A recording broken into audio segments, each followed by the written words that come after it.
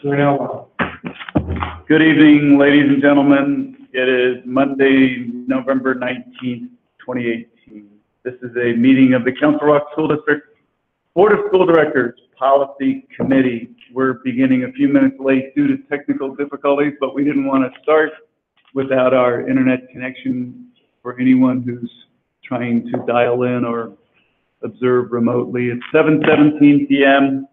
and I'm chairing the Policy Committee for Ed Tate, and with us are Matt Fredrickson, staffing the committee, and Bob Reinhardt, our business administrator for a little while longer. And board members Jerry Grupp, Mary Ann McKee, and Andy Block, we're ready to begin.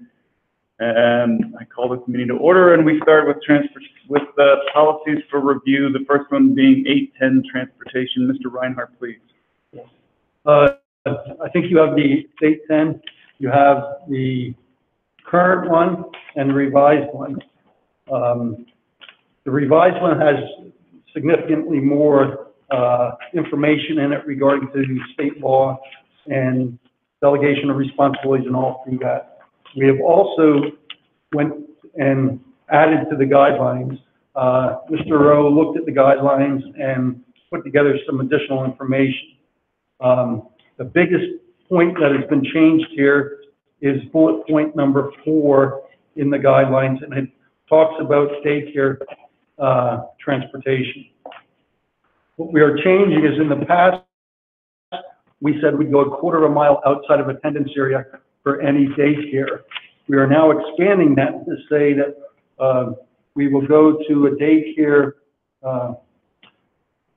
if it's within the adjacent area of the elementary boundary for students' homes residents. So that it's expanding the area that we will take kids to daycare. This is something that was discussed and asked about due to the redistricting and maybe families being not able to go with their daycares that have been in the past.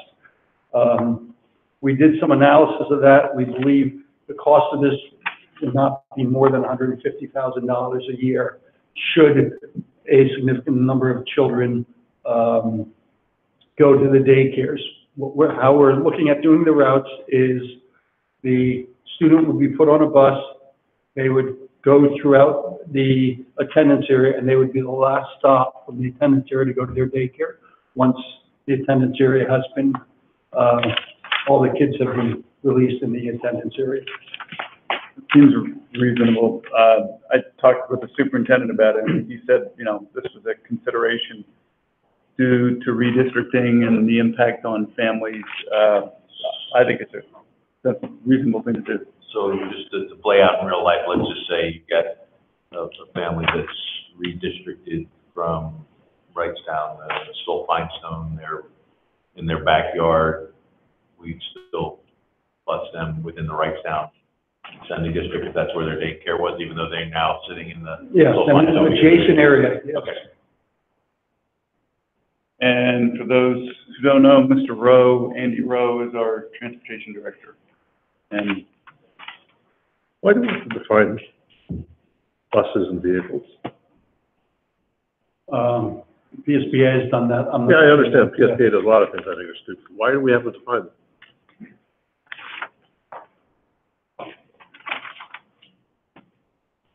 It's already defined. It's defined in the law, because that's why it's referenced. So why do we need to define it? Why are we repeating law? Remember, Jerry, we've had this conversation a couple of times. Sometimes this kind of stuff is in the policy, make it easier for the community, the public. They're not familiar with the law and the other regulations, so sometimes we put it in here for them. You think the community cares one way about the definition of a school bus versus a school vehicle? Sure. They know what their kids on the bus want to do, but they want the school to provide transportation. I think it's asinine to have it. I think it's just stupid having it there. Because I just don't see why we bother with it. It just makes these things longer unnecessarily. You know, we have this is a bus policy, and and the issue around the Article 23 and 24, which have to do with code regarding idling of diesel vehicles, that's an obligation of any owner of property. So it shouldn't be in a bus policy, it should be in the property ownership manual. Having it in the bus policy doesn't add anything to the bus policy. Again, all it does is create or enumerate that the board has a responsibility. Unless it's required by law for us to have that in this policy, I wouldn't have it. That's where PSBA tries to cram a whole bunch of stuff in here. By the way, they also talk about that if the superintendent or designee shall be responsible. And then when you get down through that section, we're going to provide each school bus or school vehicle driver. Well, Which section are you? I'm looking on the second page, under the superintendent or designee, midway down, delegation of responsibility. Yep. They're not our bus drivers. So is that our obligation? Are we citing a law? We're not even citing a law there that says that we're going to provide each school bus driver, school bus or school vehicle driver. Well, that's not our bus. So we're going to take responsibility for that. It's our service, we dictate what happens on those buses. Well, if they have to have the Pennsylvania School Bus Drivers Manual, then they should have it. Shouldn't be my We're required to obligation. make reports to the state, and you have to submit stuff to the state every year. This may have That's come what- out from Lancaster City Schools. The Auditor General came out and gave them significant findings because they did not maintain the employee records and. Do they have their own bus? Do they have, No. They, They had a contracted they- carrier, and in fact, they wanted at one point, Jerry, to have the board approve every driver, saying it's ultimately the board's Yeah, that's responsibility, ridiculous. because they found drivers that weren't properly, I think there was issues with their security checks and things like that, that they shouldn't have been driving.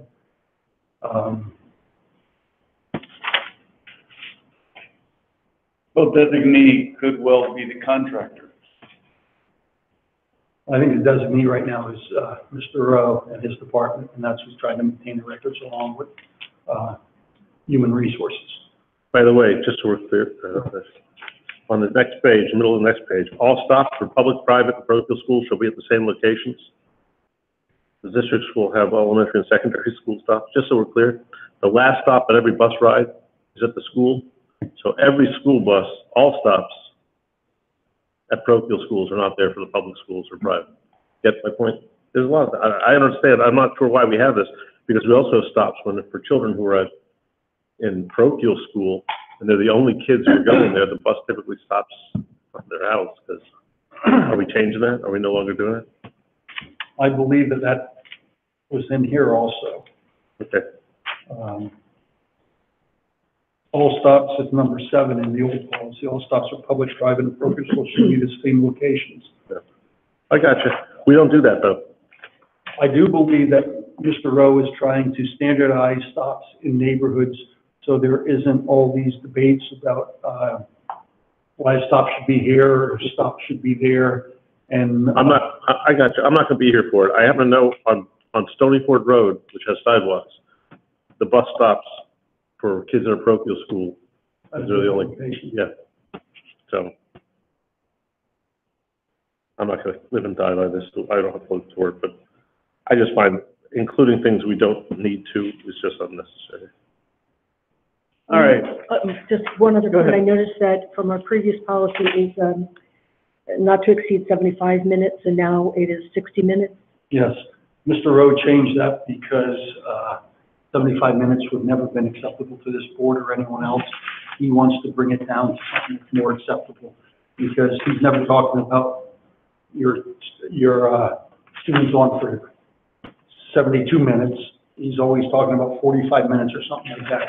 I think we may set up a committee in the future to review this, and these changes could be even more drastic or changing once the board gets involved in it and says, what can we really live with and what we can't. But that's his effort to move it down, because 75 was never acceptable in this district. So that's more keeping with our practice. Yes. That's great, thank you for that. Are you ready? Yeah. So like, my first question is, if we're gonna take more of a look at this, should we table the policy? Because there's certain things in there here relative to distance and time that I have issues with. Mhm. So the first question is around walkers, 2 miles and 1.5. I see there that we reserve the right not to make them walk if there's some kind of hazard, but I'm not necessarily feel comfortable with that. The second piece is, the distance from the bus stop and walking for high school and middle school, and elementary school, at a mile and 5, and I think, you know, practically speaking, that's way too long. And to Mary Ann's point around 60 minutes, I'd like to see language that says students' planned ride times should not be longer than 45 is kind of my number. So, you know, I think there's a debate, at least for me, and I wouldn't support a policy that calls out numbers that I think are far too long. So if we're gonna dial in on it based on what Andy wants to do, I'd rather put that discussion off for another day. I get he's wanting some of this now, right, so he can be more consistent with the way he treats parents, right? Is that kind of where he's going? Well, Andy was asked to prepare this for this meeting, probably, I'd tell you prematurely, before we were able to really put the work into this. So Andy just looked at some things to say, why even have it in there? Not to say this is the last stop, you know, the last time we're gonna look at this, but it was very important before the vote for the redistricting, there was a commitment about transportation, is my understanding, and that's why we did this. I'd almost rather have this debate, and this is a big one for me. Bus times have come up several times in conversation. I'd love to see this, you know, maybe be a bit of a broader discussion and just tell where it's coming, either at facilities, finance, or maybe back here, or maybe it's like, I think we fit it in anywhere to get some alignment on what those are and do that in a way that complements redistricting. And that, you know, we do that in the next 90 days. So as you guys build your implementation plans for your bus routes for next year, he's got some guidance. That's just my personal opinion on it. All right, does anybody object to tabling? No. All right. Could you also move the word, could you also make a definition for house stops? Rather than putting it in quotes, can we also have a defined term? A house stop is, define what it is. And finally, also above that point where the student's ride should not exceed 60 minutes, it probably is wiser that you would not go down a street or cul-de-sac except to pick up students with an IEP or where approved by the Director of Transportation for the safety of students. Because I can see where it might be a situation where you do have to go down that side street to pick them up and they don't have an IEP. I've dealt with several with residents, and I think the issue for Andy there becomes, well, why are you doing it here for that? Might be the same safety issue. So then Andy's in a gray area. I think, I don't necessarily disagree with you. I'd love to have the flexibility for safety. But while you're tabling, can we bring it back relatively quickly so it does fit in the mix with? Yeah, it has to. Because I appreciate Andy's want to get it done with redistricting. That makes a lot of sense. The process needs to be a little more than just Andy looking at this. I think the process needs to be No, that's why I want to bring it back subcommittee for of the board. discussion. What's that? I think we need to bring it back for discussion, either in a committee work session or something that, you know, maybe he has in a couple of groups to get some opinions and, but, you know, I think we need to. February, okay? When do you guys, when's he gonna start? Let's say, I mean, it's fine by me, but let's work on Andy's timeline. You guys are voting in December on the district, correct? Yeah. He's gonna start looking at that after the vote goes in, because a lot of people are gonna be asking him questions. And I know that there's some burdens in here that he wants to give him some. No, that's my point. Why don't we work on his schedule? If it's February, that's fine.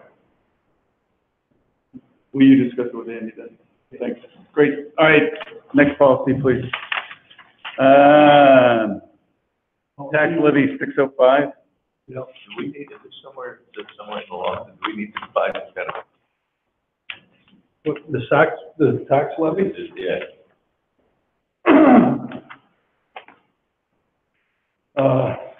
I think there's always going to. Check. I mean, I didn't know if this was a legal piece. The other thing It really is I had a question about was other. required by law here, and I don't know that the policy is required by law, but our tax levies is based on state law, but I'm not gonna be the person saying that we need it or not need it. I will tell you, there's one thing I did change. Oh, I'm sorry, so my question was more around, so real estate taxes have to be collected by the tax collector, is that the law? Correct. Okay, so everything else be collected. Where are you reading this? That's the question. You're at 606.1, aren't you? We're at 605, sorry, Yeah. you're right. I only, What, that's the ones I 600? want to talk about, my bad. We were 605. Yeah, yeah, right. And I do have a question. What does it mean? The board shall provide the means to levy and collect such taxes. What does that mean? I believe provides all the, requirements to do it. Elected tax collectors, appointed tax collectors, to be able to collect the tax. I didn't know what it meant. So is that to imply that we're supposed, is that, because we do pay for postage and everything else, pays Yeah. for postage and all that. Is that And we what have a tax office that, handles taxpayer questions and all that other stuff. I'm thinking that you don't just levy the tax and not give the district a way to collect it. I will tell you, if you look at it, I did take out from the old policy.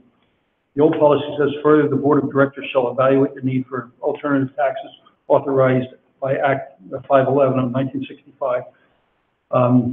I believe most of the nuisance taxes are no longer, you have no ability to increase or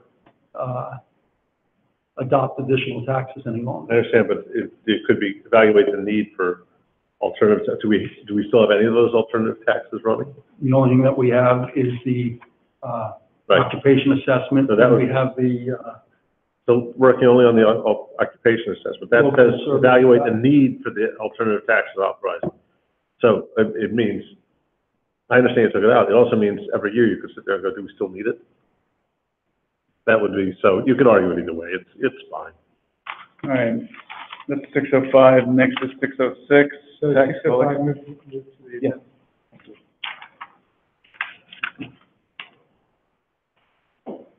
606, I do want to show you, there's one thing that's wrong on your thing. It's the second paragraph. It should say board approved, not elected. All other taxes shall be collected by the board approved and properly bonded tax collector. So, the question, Right here, it should say, Instead of elected. Yes. Really? Think All about other the tax. occupation assessment tax. Right now, the tax collectors, elected tax collectors can. Right. have that. Right. The board could change We that. talked about this before. Yes. Well, so when you say board appointed or board approved, that could either mean the tax collector or some other entity, meaning like a. yes, any type of tax collector. That was my question, would this cover us being able to go outside the tax collector? Yeah, and you could go with Keystone. But we can't do that on real estate taxes. No, real estate taxes are required to be done by the elected tax collector. So what are you recommending the wording there be then? Board appointed, it should be, all other taxes shall be collected by the board appointed and properly bonded tax collector. you just had me change it to approved, which would you like, approved or appointed? Oh, no, it's appointed. Sorry. Is that what I said last time? Yes, that's all right. Approved, no, it's appointed, I wrote it here, and, That was your, that was me just, yeah, that was, So, no. so Bob,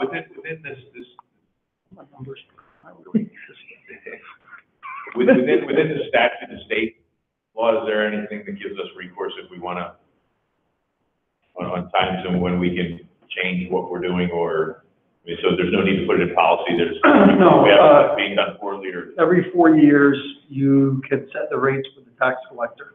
At that point is when you can change things. Like right now, we put in their agreement that they're gonna collect. let's say we've got like the calculators, and we're using Keystone or a combination of those, and somebody screws up or does something wrong. The state law give us statute to change the appointed entity that we're using, and we're tax collector, and like, and because it's clearly not in any of these policies, so the state, would that be covered under state law? I think that would be covered by the agreement that you signed with the collector. Like Okay. we have, signed an agreement with the collector saying that they've run for office and these are the taxes they're gonna Got it, collect. okay, that's covered in the manual or whatever. I don't believe it covers anything that's saying that we can now, if they did something illegal or something like that, then it would be something to do with the And do court. we need to reference any of those agreements in here? I don't think we do. I'm gonna channel Rick Abramson for a minute. Can we change all the references here appropriately to plural, for tax collectors.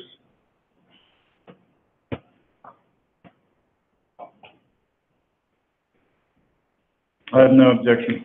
Well, we have That's fine. multiple tax collectors. All right. Anything else? You want me to make that change then? Well, before it comes to the board, you don't have to do it this instant, but make sure it doesn't miss.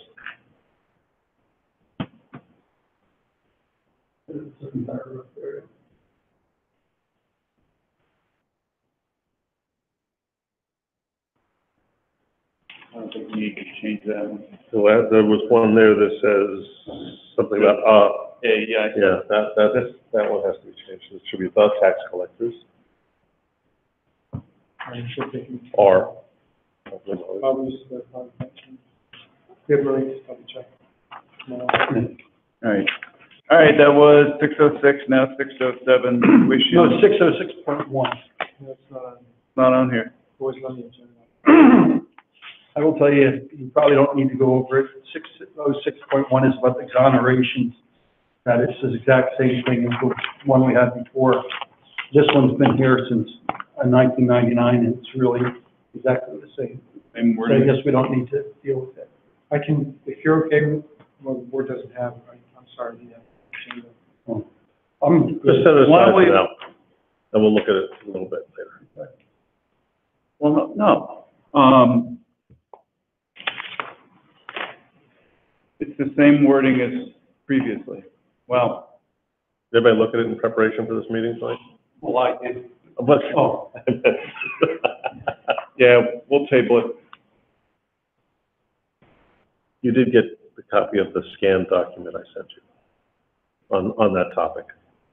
Somebody sent me a memo. Yes, Oh, you'll I'm do getting that. all kinds of stuff right now on Okay. that. You guys might tomorrow send an email with me with like 2 or 3. More of those. Yeah. Okay. All right, then we're on to 6:07. Tuition income, it's really the same thing.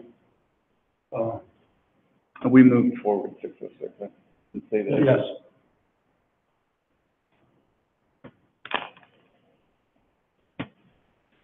Six oh six. 607 tuition. 607. Nothing substantial changed. Any questions, comments? Nope, we'll move it forward then, thank you. What? You want to discuss? No, I'm just trying to understand it, when the difference is. And the rates are not published, where are the rates published? Each year, there are new rates based on our financials. So to publish them, Did you update an administrative reg with that? Does the public want to know what those rates were? they call us and we send them to them. They're based on a formula that has to do with our finances. Yes. Yep. And our student counts. Yep. And a residence, because in practical sense, we have a thing that goes on here, which is, I understand that this says when the district receives students who are residents of another school district. That's not always true. Okay, so does this agree with the other board policies that are related to this, particularly around the senior who's moving out of district? So has this tuition income been harmonized with that policy? I know when we talked about those policies earlier, we did talk about. I did not look at them, Jerry. Okay, these need to be harmonized. This needs to be harmonized with the policy that governs, we have policies regarding students who are coming into the district, you know, where they have a bill of sale that has some short date in the future that will be executed. We allow those students to participate. I don't believe we charge them tuition. We also have something going on with seniors, and I don't know what the situation is. There's something like a 6-month grace period or something. I understand. I mean, those were all good policies that we reviewed all. So that's where, Make sure that- that's where I just need, Matt, I don't know if you remember being here for those conversations, but I do, I'm just trying to look at the language Yeah, in very the policy itself, to determine what, if anything, we need to change in here to accommodate that. I don't either. I just want to make sure they're harmonized. You know, this I have- receives students or residents of another school district shall assess tuition charges in accordance with the school code. Tuition shall be assessed for those students whose attendance has been approved by the board in accordance with policy. So that sentence to me says that yes, it's in harmony.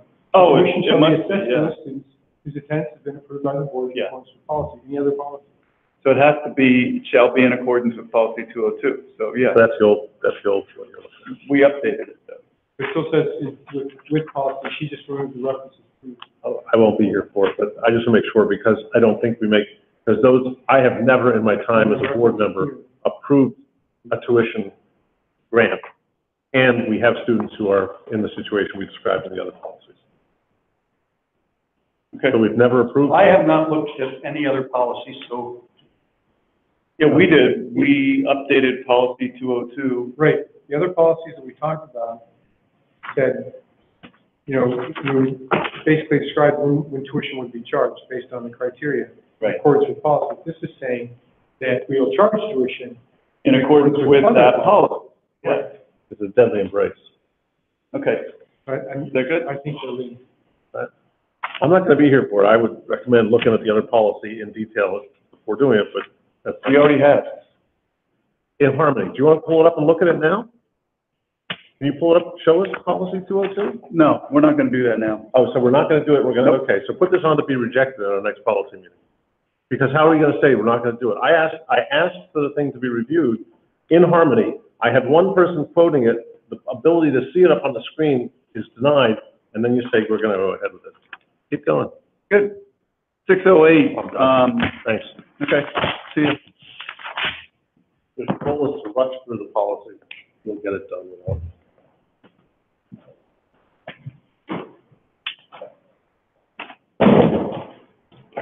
Do you think I was out of bounds?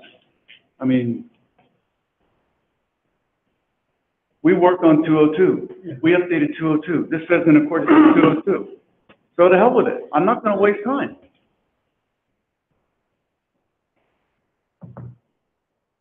I believe we're on 608, Mr. Bates. Bank accounts. 608, this is the same thing.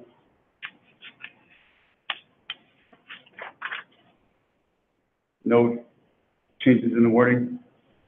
Reorganized, but it's the same wording. All right, thank you. Anybody have any objection to moving forward? There was nothing in there that needs to be around periodic review of like bank accounts, or is that covered? That's covered in here. It just talks about, there is it, each the designated depository shall furnish properly security for deposits in the amount designated by the board and in accordance with the law. And they have to do it. Well, I guess it was more around, so we do RFPs for different contracts that we have out there. Should the board be periodically reviewing the bank accounts that we have? Do we do that? We did it when I first got here. We moved from Citizens Bank. I think we did very well. If you look at, I'm sorry, but I think, Mr. Block, your question didn't show up in policy 9. Okay. That's the firm that's managing our fund. That policy covers. Well, that's the investments. That's the This is investment just the banking services where it says the board shall annually obtain quotations for specific banking services prior to designating its depositories. Aren't they looking at that for us then? Because Kevin. They are, if that's covered, I'm good with that, Bob, but if it's not, then I think maybe we. We don't pay any banking fees for our, any fees for our banking. When Kevin talks about what we are earning on our accounts, remember he's got it to go up to like 1.9%. That's So net of our. So relative to bank accounts, do you believe that we ought to have a policy in here that talks about how frequently we review our banking relationships? This will be the question. I believe that part of what Kevin does would be something that would look into that. Understanding that these banking relationships are very complex and how we do transactions. It's not something that annually, I'd ever tell you anyone should change annually. I mean, we have all the relationships where we have ACHs going out, coming in for all different reasons and things like that. So that would ACH, automated clearinghouse transactions, direct deposit for employees. We have to send a file to the bank, so then that occurs. State subsidies come in to the bank and they know where to bring it in. Tax deposits go out of our bank as a debit because of, the federal deposit, state deposits, PSERS and all that. It's all this interaction that goes on that every time you change it, it's very cumbersome. But, well, I don't know that we really do that when you think about that. And that goes back to Jerry's point about, you know, putting more detail in there of what the board should do or should. I don't know, if we follow that by practice right now. That's something that we follow by practice, we should do, and that's. I don't believe it's Bob, I'm really looking reasonable. for your, I mean, you're the subject matter expert here, so I'm kind of looking. Now as I look at that, I'd probably take that out, because we don't do it, and I'd never suggest that we should. Yeah, and the policy really needs to reflect our practice. Yeah. So, We should take that out. Strike that line. Yep. and then still move forward? Any objections? What we are doing with our investments and everything is far more intense than, I think, any other district in the state. In terms of our management. Yes. Yeah. So, Okay, so we're gonna strike that line with the word annually, the board shall annually. But just, I'm just thinking, does it make sense, rather than strike the whole line, as it said, shall obtain. the board shall obtain quotation specified banking service prior to designating, so rather than annual, you just put it shall obtain. So it doesn't put a timeline on when we do it, but it says the approach with which we'll take is we will get quotes. Like, Okay. rental transparency. Well, Or shall take quotations for specified bank service prior to designated. But you authorize annually our depositories. That would And that's say, okay, and that's okay. says here, the board shall obtain quotations for specified banking services prior to designating its So that would mean it would depositories. have to happen annually. So you do it No, annually, but we don't get quotations. right? Right. Okay. There you go. Very good. All right, Does that work for everybody? Board? Yeah. 608 is moving forward. 609. 609, don't even look at it. This, we just approved. No, we don't even need to do it. It's, from 2016, we did this when we got Cornerstone here. And if you remember, this is the detailed, policy. All right, so this Do you policy, remember this?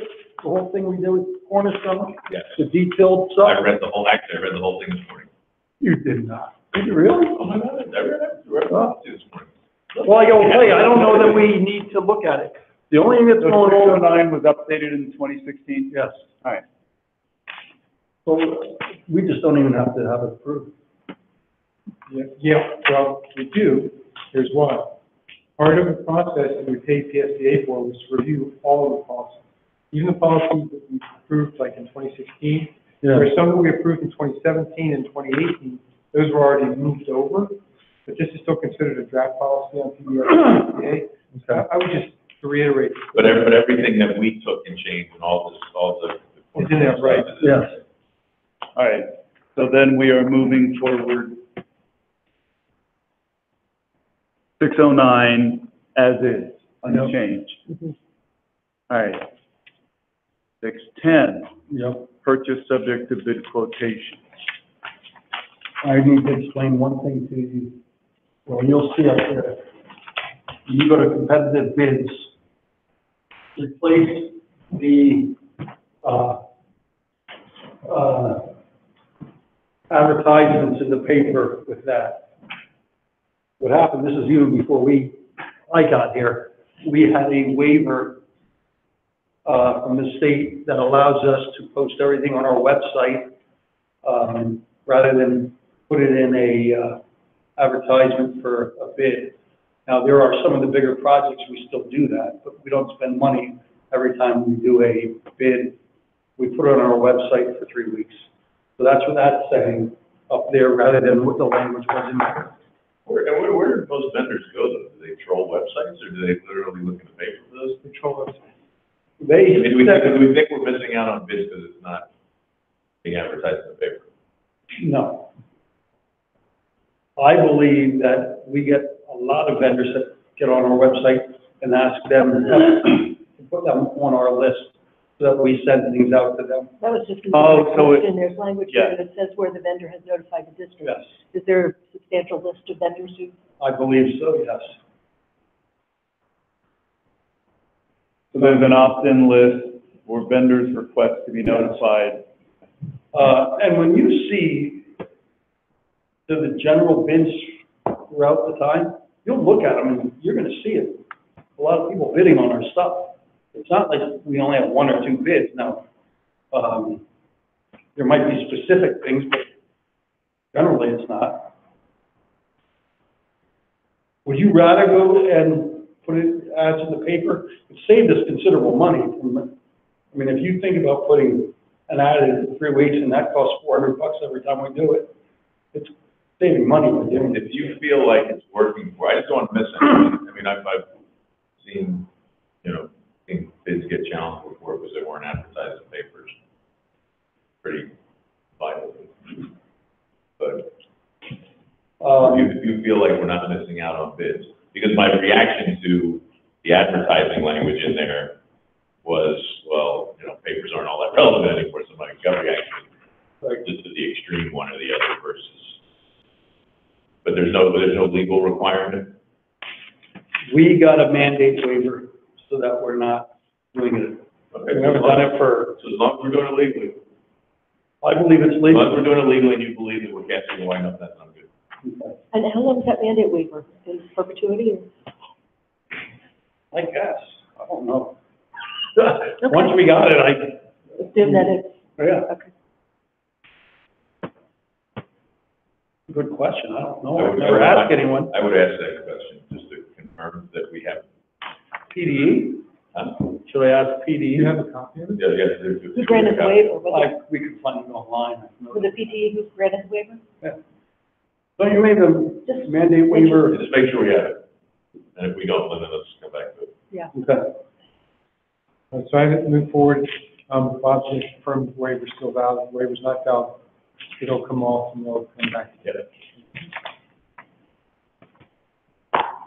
611 purchases budgeted.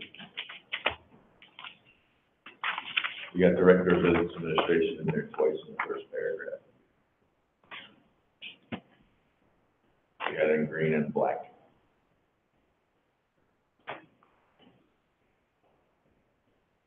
Right after purchasing agent.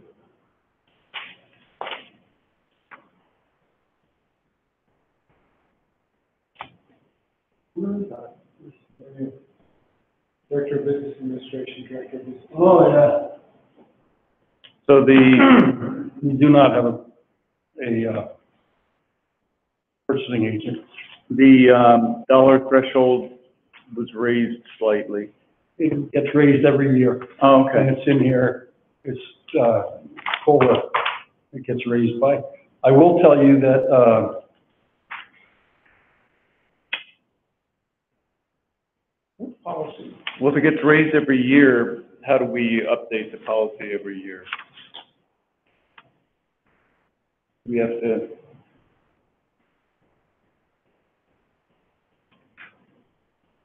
Wait, whoa.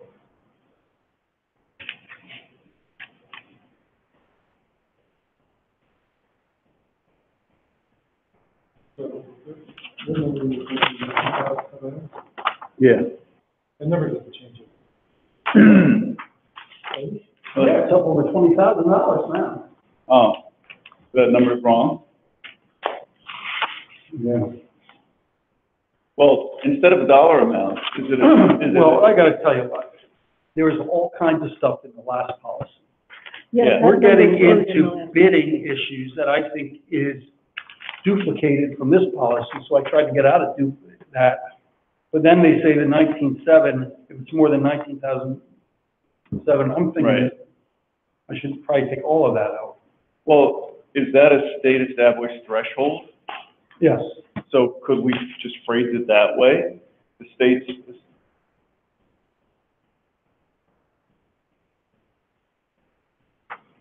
state established must contemplate for more than the state. See, I'm wondering if I'm not sure why it's like that now that I look at it.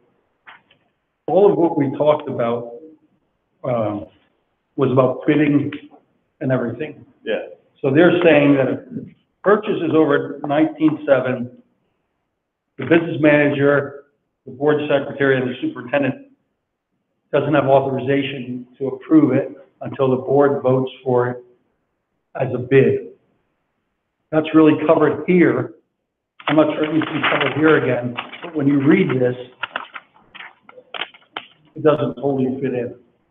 You understand what I'm saying? Yeah, so there doesn't really need to be a dollar amount specified because It's already in, Is for The previous. more than the public bid threshold, should we just say that? yeah.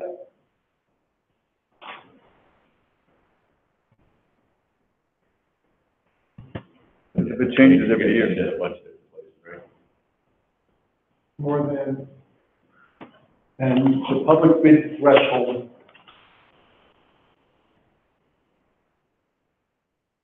you could say discussed in policy 610. Are those numbers, same numbers as 610 too? yeah, 1970. We just gotta make sure it's consistent across. Do we have to change about 610 then?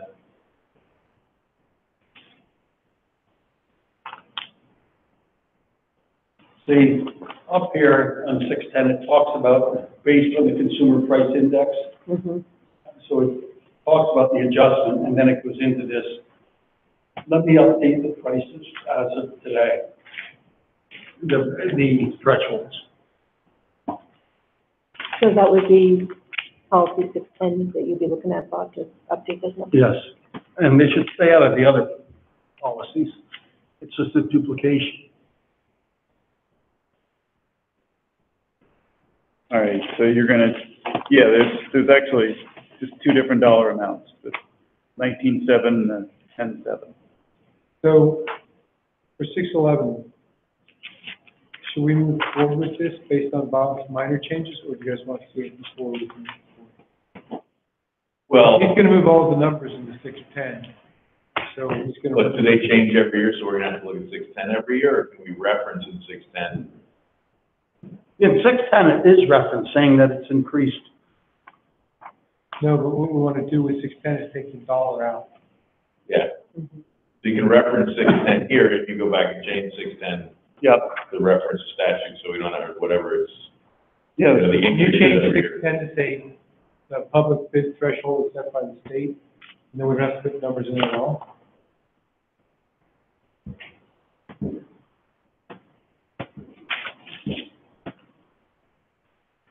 I didn't see that. Yeah, I can.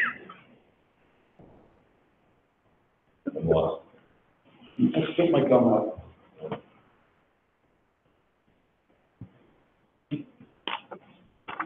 Purchasing furniture. Authentication amount for the amounts contained in this policy regarding competitive bid and price quotation requirements are subject to adjustment based on the consumer price index. It does that, but then it goes right back and starts talking about.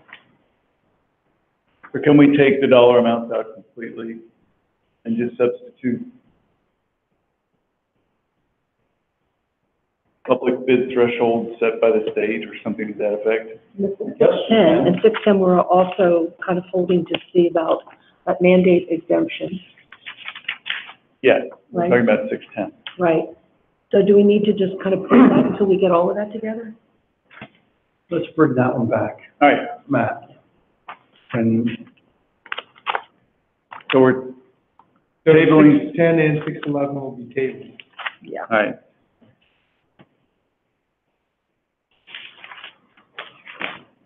Twelve, but it has the same issue. Maybe not. Oh, yeah.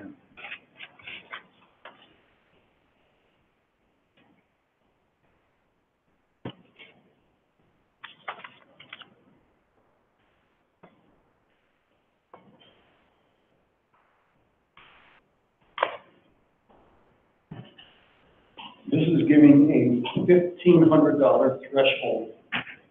The superintendent or business administrator to authorize a purchase above the budgeted, amount budgeted in an emergency.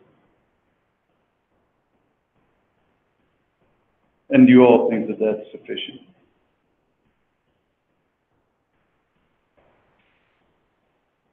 Well, if it's not sufficient, you guys know that something bad is going on, and we need to spend money quickly. I mean, there's been some water damage stuff and all that, and I can't tell you that there wasn't sufficient budget there, because that area of our budget's been, underexpended quite a bit, but, Oh, okay. you see what I'm saying? It's in, If it's buildings in and budget, ground, yeah. and if it's in our budget, we're fine, So this is a rare occurrence. I believe so. That's what I was going to ask, if you could give an example, but it sounds as though it happens so rarely. Well, it's kind of like those, right, the chillers for the high school. You guys have room in the budget, we decided Right. to make something else, you guys transfer the money around. Yeah. Do it after. Those things would have been spent where you guys had approval from. Correct. This is something like, north, they had that, water pipe burst. Right. And we had to buy all kinds of stuff Right. for that. If we would have overexpended our budget, $1,500 wouldn't have been enough. We had enough money in the budget. Right, I can't tell you that, I'm good. even Sandy, things are happening that you guys find out about anyway. We can't move that quickly, so it's not. Okay. Okay. All right, so we'll move forward 612. 613, cooperative purchasing. Now, let's talk about this, because I do not believe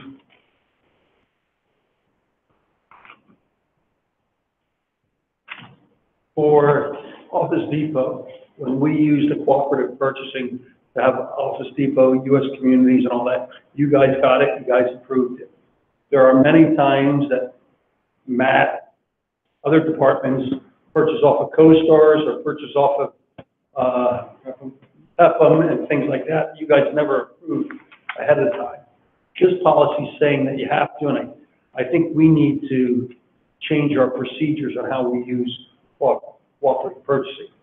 When you think about, Amazon, I came to you guys about Amazon and I have a there. bunch of questions about This it. would be something that I come to you properly, but there's other times that people find things and we just purchase them without you guys really knowing.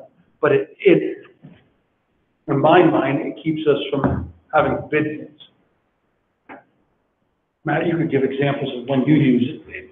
What happens, I think, is Matt will bid computers, let's just say, and there's items that weren't in that bid, and now he needs them later, so he goes to Pepin and purchases them off Pepin, because when you look at it, it's part of the overall purchasing of over the $19,000 or $20,000, because he's purchased $300,000 computers before that. You see what I'm saying? But that stuff's happening, and it's not happening under your direction. You know, like, you guys aren't knowing when we do that, but we do that. So are you saying that at the beginning of every year, you would provide the board a list of authorized consortium-type contracts, Pepin, CoStars, that sort of stuff that they would approve, and that gives us the authority to purchase from those? Well, this somewhat talks about the specific contract. There's all kinds of different contracts in Pepin, there's all kinds of different contracts in, Why the hell political subdivision? for a consortium bid, like you look at US Communities. US Communities can't do the bid alone. They need to have a political subdivision that has public bid responsibilities to be able to do that bid. And then they can take it under their umbrella and offer it out. But they can't bid it themselves without some sponsoring political subdivision to help it. Like, the Amazon is, down in, Maryland, St. George's, something, or it's some big county that did it. Yeah, so they have to have a political subdivision that's sponsoring it. You can't just do it because US Communities wants it. You see what I'm saying? You don't. No, I do, I struggle with the word political. It just sounds not good. Rather than, public subdivision. Well, no, that's a word, political subdivision, I write it all the time, that we're a political subdivision. Okay. Because we wouldn't be here unless the state created us. They could have had school districts on the county level, they could have had the Department of Ed running it themselves, so we're a political subdivision in the state of Pennsylvania. Okay, that's proper vernacular. So there don't appear to be many substantial changes here. It's just, I think we need to be in stronger compliance with this.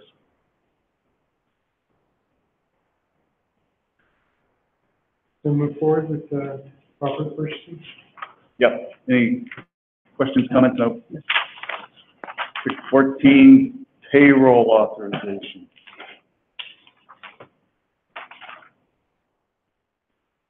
This is the same.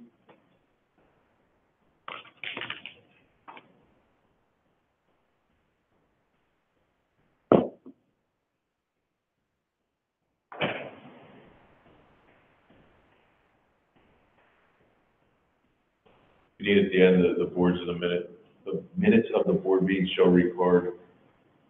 The hiring, Actions, that's but not limited to blah, blah, blah, blah, blah, blah, blah. that's a personal action.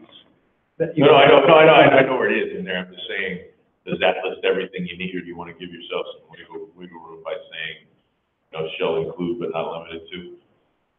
I thought that was fine. The one thing that I get concerned about a little bit is overtime can be, The overtime and time card were the two things I was thinking about in here. Our policy, well, I look at it, it says overtime can be, scheduled and paid only when authorized in advance by the immediate supervisor. That, the Fair Labor Standard Act doesn't require that. If someone works overtime and they put a request in, that one will be for overtime. It really doesn't matter if they've been pre-authorized for it. Not to say you can't discipline them, not to say you can't do that anymore, and they could be disciplined. well, that would be not in compliance with this policy, Yes. right? So we want to follow this policy. Is this new, this language in there? No, So I think it's perceived that that's the way it should be, and I agree it should be that way, but federal Well- law doesn't require that. Yeah, but the way I read it, I understand your point. That's a good point.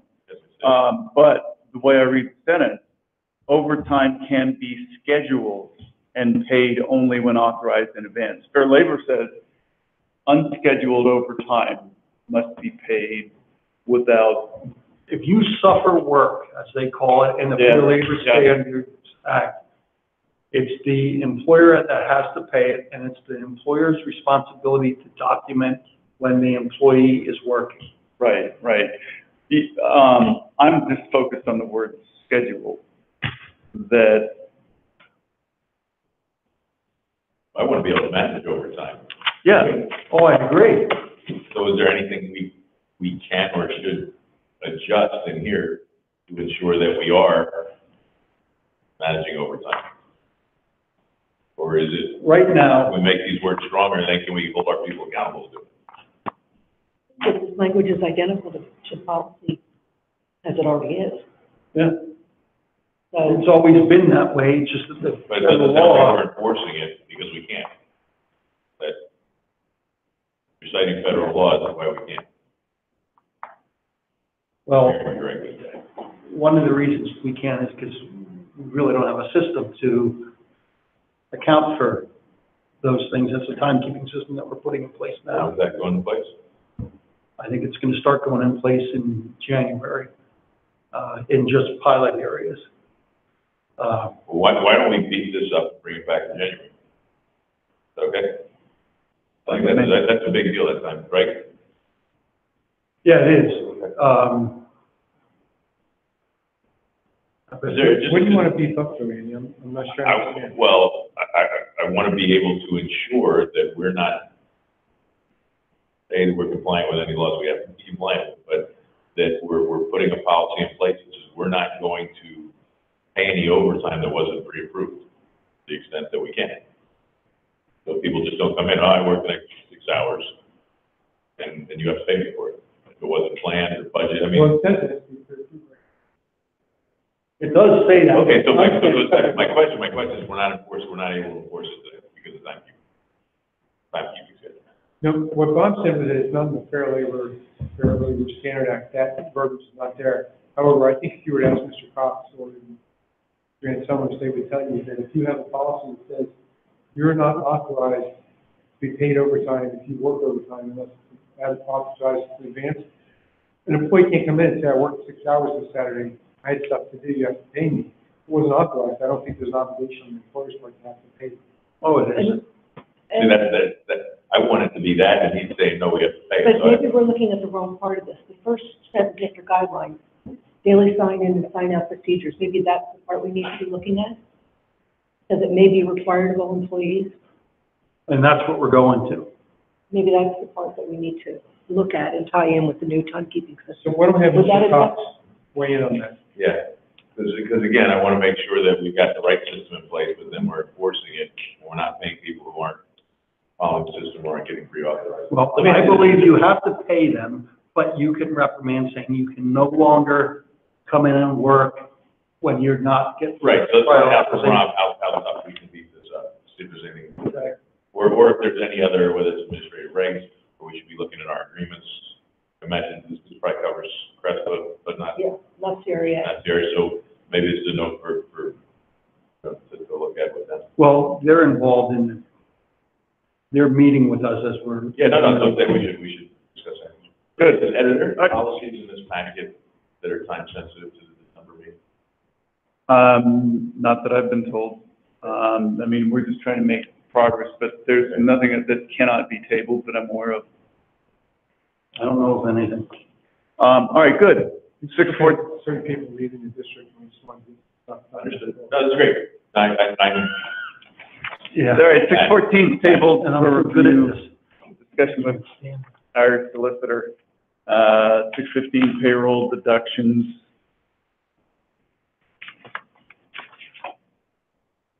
I think this is pretty straightforward. All right, You have to have authorization, to deduct items, 403B contribution or something like that. We have a salary reduction agreement. If there are any wage attachments, it's from a legal, You have a private. government, and I send Provider. everything to Rob before we take them. okay. And he looks at it and makes sure we should do it, so. Like child support or something like that. Yeah, okay. All right, 6:15, can we move that forward? Yes. 6:16, payment of bills. It's a good thing to do. This is pretty much the same as what it is before. I focus on, we have 4 items that we're allowed to pay prior to the board approval, and I believe we try to stick with this. The prompt payment of items that can accrue to the district's advantage, discounts and things like that. Progress payments to contractors specified in the contract approved by the board. That sometimes happens when the contractors give us stuff in late. We might pay that before a board meeting and things like that. Then payroll and utility bills in the month the board does not meet. We pay things like that, but we have, been pretty strict with payments going out before, the board approves it. So under guidelines, signatures of the president, vice president, treasurer, board secretary may be engraved on a signature plate or stamp. Do we do that? Yeah.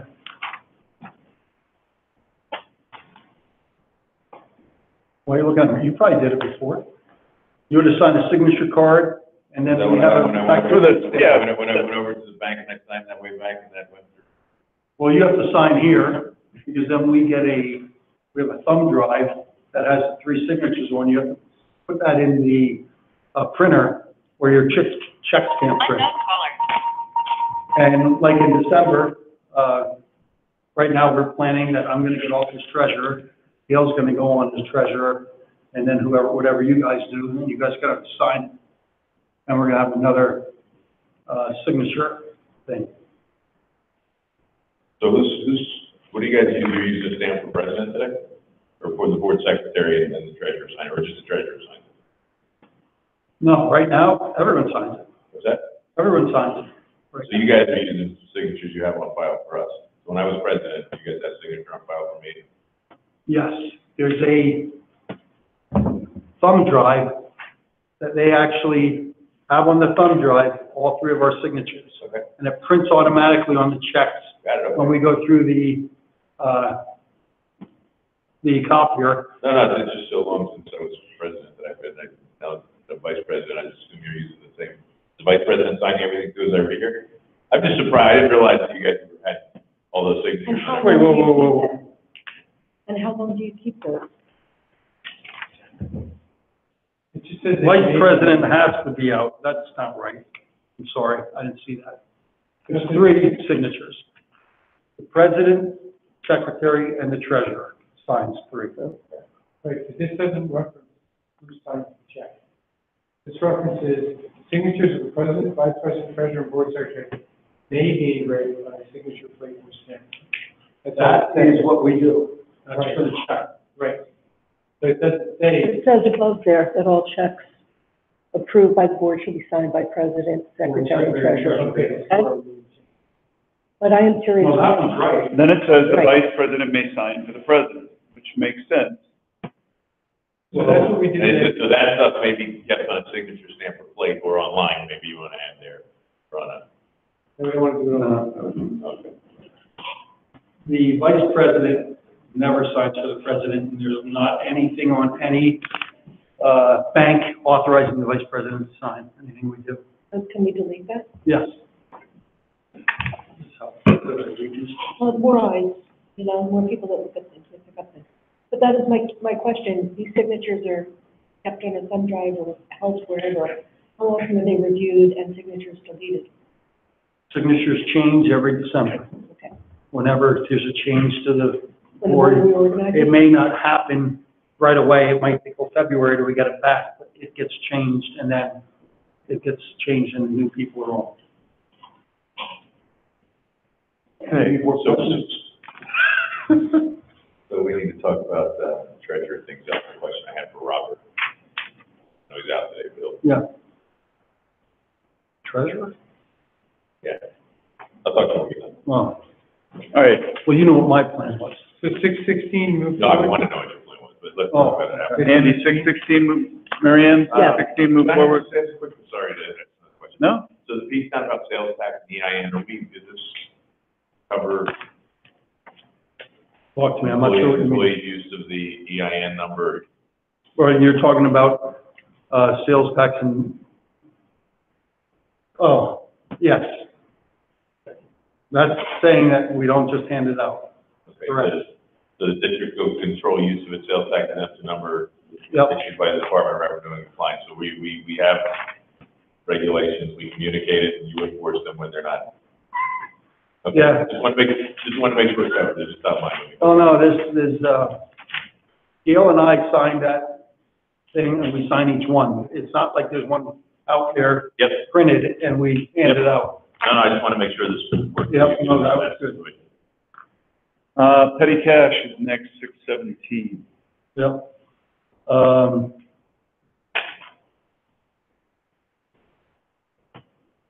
I think it's fine. We have about $3,700 of petty cash. The two biggest are the two high schools for athletic events, and they is $1,200 each. Ticket And- sales, that kind of. Yes, and, that's replenished at the end of each school year and reissued. So a lot of that comes in at the end of the year. The other ones are like $150 to $75 of petty cash. So it's pretty much to a minimum. I do have,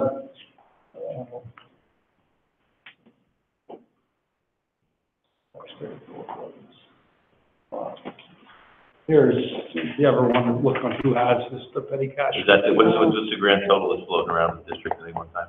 $3,775, and, 2,400 of it is the two, I would have thought it was High more, schools. frankly. no, So it's basically school building level, right? yes, each Yeah. school has it, the business office has $100, special services has $125. North Science has an extra one, I think that, yeah. is petty. Yeah. 617, can we move that forward? Yes. Student activity fund.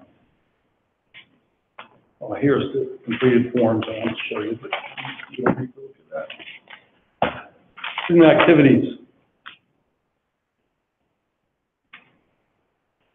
This is an important one. Yeah. We've had discussion about this before, I think. Really, I know we've talked about it individually, but I don't remember it. I don't think we've ever done this. I remember some. You know, I know I do have opinions on this. About travel, for example. we need to make sure that the board approves all the different student activities, and they're not these pseudo student activities, and we really don't know what's happening that's important. The boosters fall into this? No. This is just under our control. I want to make sure that, where is it?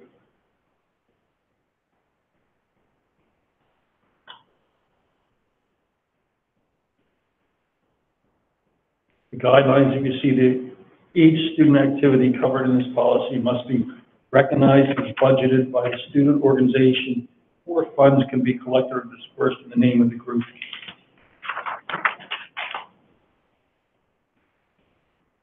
All student activities shall be on a self-sustaining basis except for a situation approved by the board.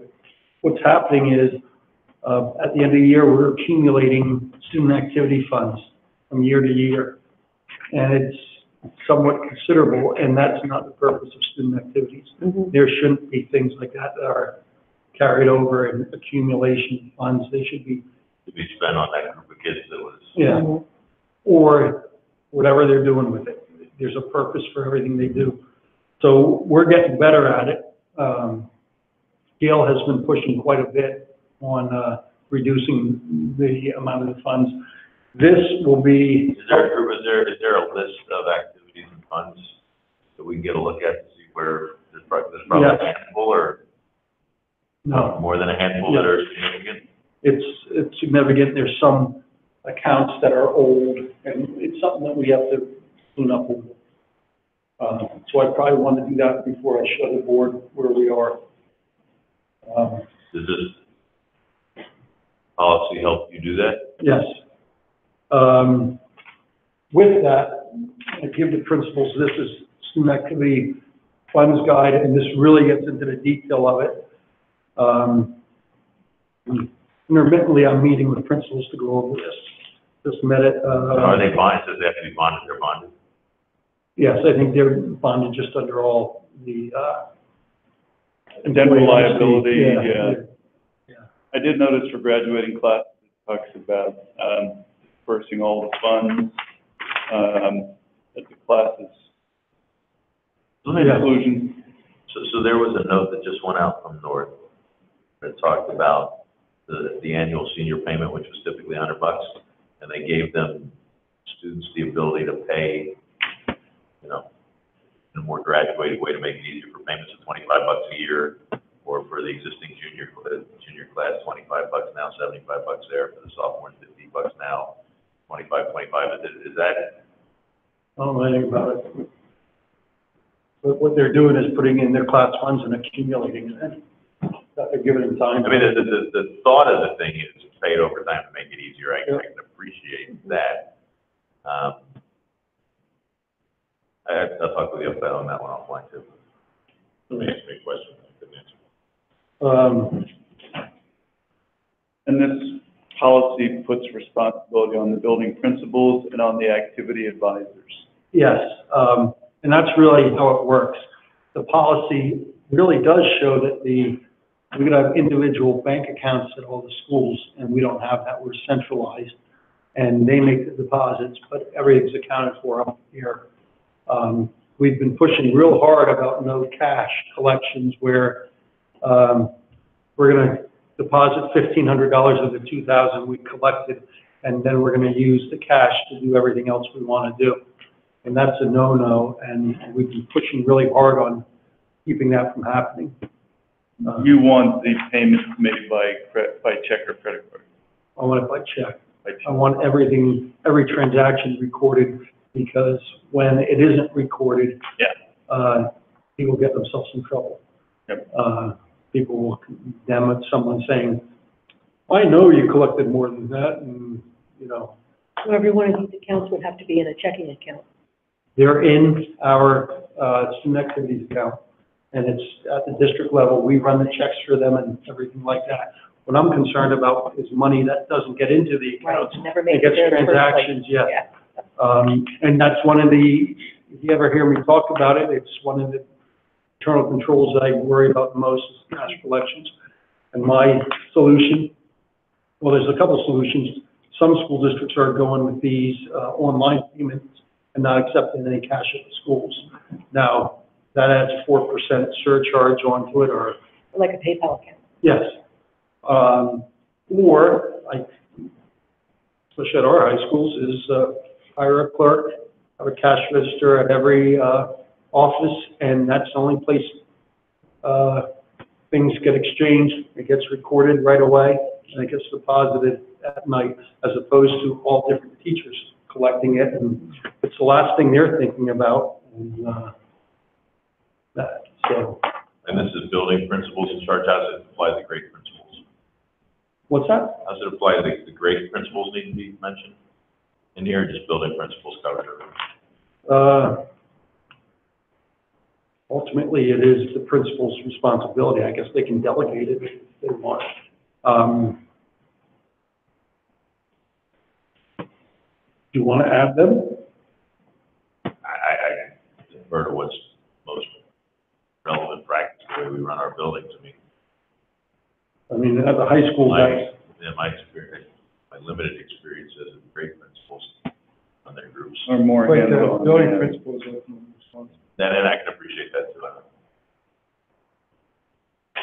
I'm thinking ultimately the principal's responsible, and if it's a grade level and they're the advisor, then they're going to be out there too.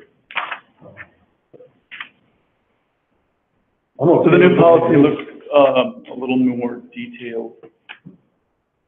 Oh, it is. Any other questions or comments? Yeah. All right, we'll move forward to 618. 619, district audit. I think this, the new, policy is, I think, more accurate on what we want to talk about. And like the guidelines recognize that certain areas of information will not be available to the public, and they list all these things. Our financial statements don't have any of those things in there. So Yeah. it's not anything that I think we have to worry about or have in this policy. Personnel records, student records, labor relations, negotiations, none of that has, Has nothing to do with your audited financial statements. So I don't know why it's in there. I like what it says here. It really talks about shall employ an independent, certified public accountant. well, that's an improvement. Yes. I don't think it even talks about a certified public accountant or anything like that. Oh, this policy is, 21 years old.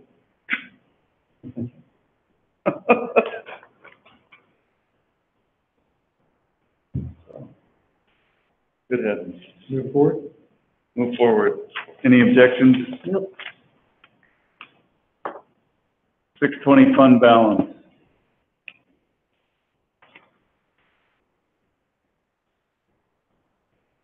This, policy, I'm not sure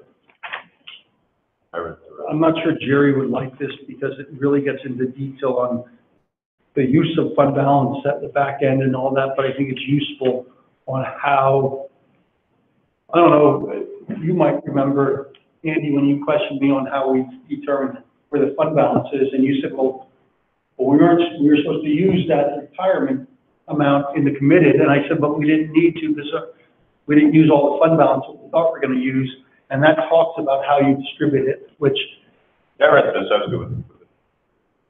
So, I think it's good practice. yeah, so I think, I like this. I'm not sure Jerry would agree with me, because it just, you know, Yeah. lists more Well, information. it's sort of, No, but it provides, again, visibility to the public about what. Right. yeah, it's articulating our If objectives. it doesn't work for us, then we'll change it. I mean, there was the whole conversation that we had about the summer projects and the 3 million. So, I mean, we make adjustments, it's practical over time, so. Yeah, yeah, I agree. Mary Ann? Yes. Good? Yes. All right. 621, local taxpayer bill of rights. Yeah, that is this document here, I think it's from 2004, and this just documents that you have these, out of this, so How often is that taxpayer bill of rights required to be updated? Did it note it in there? only when the laws change, and this was updated in 2004. I'm not sure I even remember why. I was at Enridge back then. Okay. So it's a state established local taxpayer bill of rights. We have it. And we,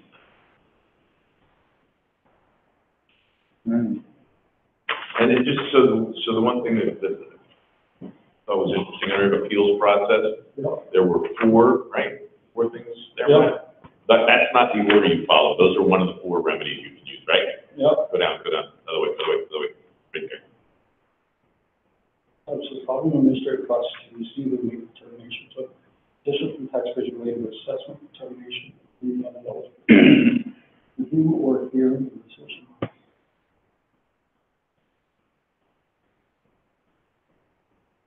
are you suggesting that they ought to be listed in the I think that frequency order? the way that we handle appeals today is appropriate.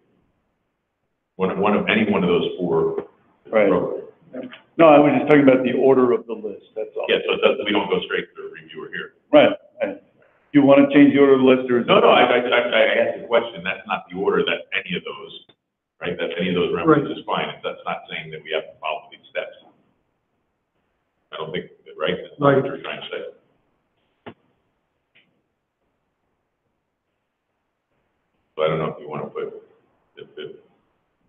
and just, you want to know in those specific order, or put bullet points versus numbers, or? Yeah, I would like to differentiate them in some way, because it would, on first glance, appear That that we're these are supposed the to, that steps we're supposed to be that doing a are hearing for taken. every one of them. Well, it all, yeah, and also says, it uses the word process singular Mhm. to, which would leave the impression that that is a linear Right. process. So that's a good point. You know what, can we table this? I want to Table. take a look at it, All right. because I don't want to tell you something I think and then find out. You okay with that? Yep. Yeah. Were we You know clear? what I'm saying, though, right, Bob? Mhm. Yeah, no, I agree with you.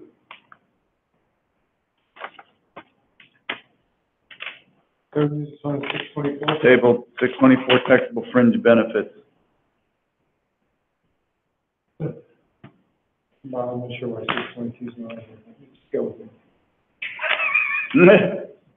I just a couple.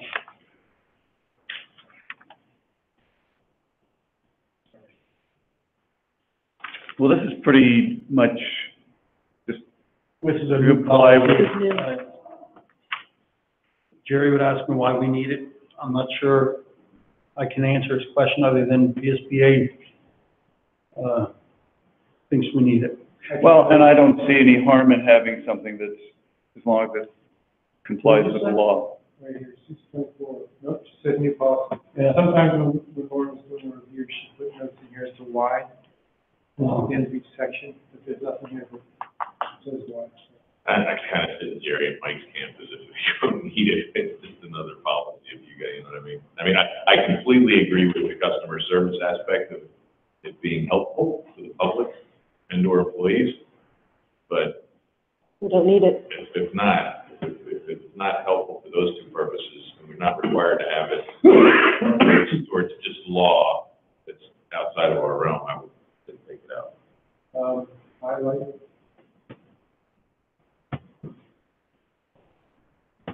I think this is important. We have, I think this is important, Okay. All right. It serves a purpose. service purpose. Okay.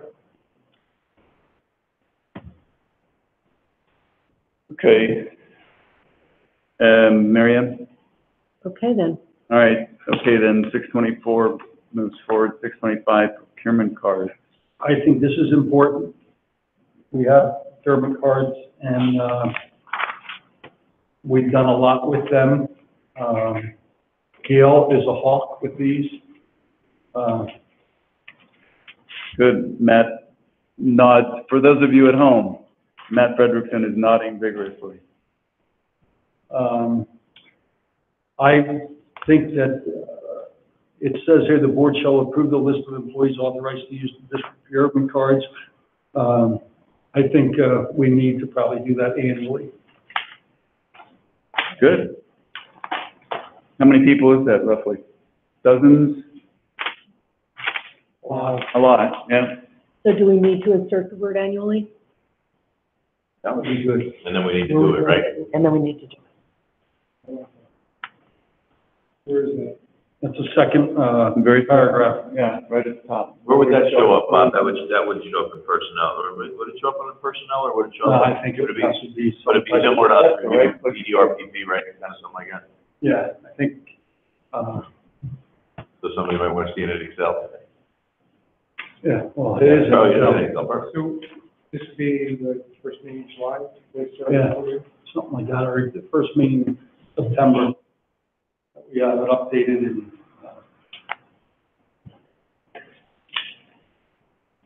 Good. How does that change? Is this, a single corporate charge card account, or do we have multiple? single charge card account. I Okay. believe they're individual cards, but it's Yeah, one sure, charge to sure. our account. And we do get, cash back. And also help ensure that we're not paying state sales tax rate. Gail is you're responsible to get the sales tax back. Yeah, I know how that works. It's a little complicated, but, It is, but that's wasted money if we don't. right? Well, it's also, could be an audit citation, Okay. because we're an exempt organization. 625 and forward. Andy, Mary Ann? Yep. Yes. Yes, 701, policy naming.